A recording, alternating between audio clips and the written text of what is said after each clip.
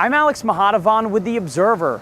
I'm standing here in front of Ed Smith Stadium, where the Baltimore Orioles spring training began this weekend. We wanted to know a little bit more about what this season means and get the history behind the venue. So we sat down with Sarasota County Sports and Athletics Manager Pat Calhoun, who was the manager when the stadium first opened in 1989. The stadium was opened on March 3rd, 1989, and we had a standing room only crowd. It was a crazy, crazy day because there was still, as of 4 days later, the light standards were still laying in the sidewalks outside the stadium, and the scoreboard was being hung by a crane with electricity going to it for the first time during the national anthem of opening day. That's how crazy it was. You can imagine opening. That was my craziest opening day ever, that's for sure.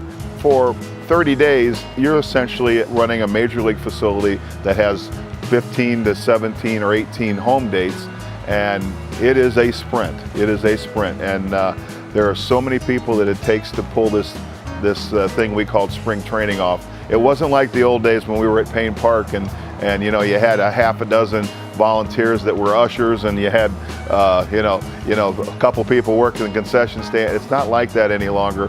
It certainly is a business. It's certainly something that we want to be proud of here, and the preparation is tedious.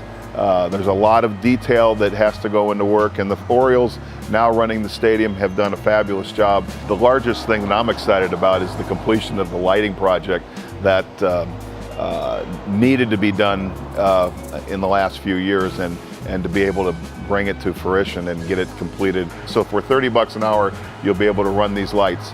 And because of the energy efficiency of the program and the green technology, we only needed 242 lights to attain the required light levels that are required for Major League Baseball.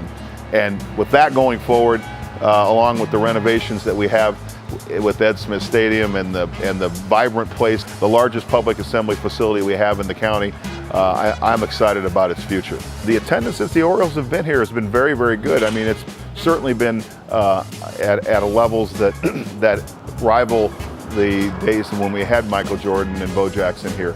I think the Orioles have opened a new market for Sarasota, the Mid-Atlantic region. The fact that they have embraced Sarasota as well as they have certainly has maintained or increased our attendances. The fact that they've improved on the playing field has certainly helped them.